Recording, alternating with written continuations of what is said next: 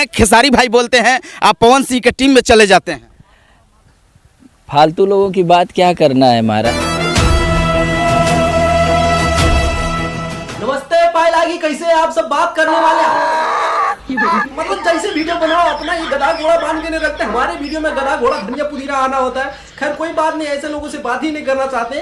बात एक गधे के बारे मतलब हमारे हिसाब से एक सिंगर के बारे में बात करते जाते हैं जो कि भोजपुरी इंडस्ट्री के बहुत छोटे से सिंगर है जिनका नाम है समोसा सिंह, जो दिखने में एकदम गधे जैसे हैं। अब वो कहते हैं कि खेसारी लाल यादव एक फालतू इंसान है। उस फालतू इंसान के बारे में हम बात नहीं करना चाहते भैया। ये बात ये है कि एक जो है आरती न्यूज वाले वही भाई साहब, तो बताइए कैसे हो गया, जवाब काहे नहीं देना चाहते हैं। वही भाई साहब जो है समोसा सिंह से सवाल करते हैं कि भैया यहाँ पे देखा जाता है कंट्रोवर्सी हो जाती है तो आप अपना टीम बदल देते हैं, कभी पवन सिंह की टीम में चले जाते हैं तो खेसारी लाल यादव को, तो मतलब वो बोलता है इंसान कि भैया हम उन सबके बारे में बात नहीं करना चाहते, वो फालतू इंसान है।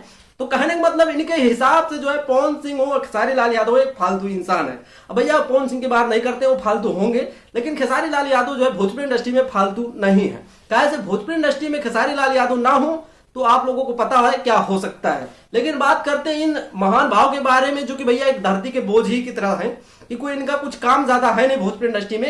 इनको अगर डिलीट भी कर दिया जाए तो कोई ज्यादा फर्क पड़ने वाला नहीं है, क्योंकि ये सबसे ज्यादा मुझे लग रहा है कि भगवान के भरोसे और दूसरे शिल्पी राज के भरोसे इनका गाना चलता है। काहे से कि अगर इनके गाने में शिल्पी राज ना हो तो इनका गाना जो है 10 गाने में 9 गाना 9.5 गाना फ्लॉप ही हो जाता है। और बात रही कि इनके गाने सुपर हिट होते हैं, तो जितने गाने सुपर हिट हुए हैं मेरे हिसाब से थ्रेसर वाला गाना हम सुने थे। अब कौन गाया है नहीं पता है, शायद यही समोसा सिंह ही गाए थे।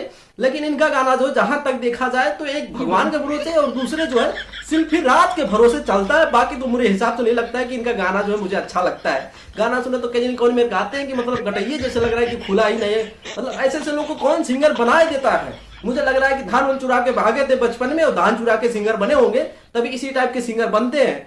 और आज भैया मतलब बादशाह जैसे कपड़े लगाते हैं, गाना देखो जब तो पूरा बादशाह वाला पूरा बड़ा बड़ा मतलब लगाते हैं और दिखने में एकदम छछूना जैसे गधे जैसे दिखते हैं। लेकिन कोई बात नहीं, ऐसे लोगों को क्या कहना कि मतलब बोलने की तमीज नहीं है। और ऐसे लोगों को लोग पता नहीं कैसे कौन प्रोड्यूसर मिल जाता है, ऐसे ऐसे लोगों को फिल्म कैसे दे देता है यार। मुझे लग रहा है कि प्रोड्यूसर नहीं मिलता है, प्रोड्यूसर भी इसी की तरह होगा तभी ऐसे लोगों को फिल्म में काम देता है। नहीं तो ऐसे लोगों को तो गाना नहीं गाना देना चाहिए था, सिंगर तो बहुत दूर की बात है।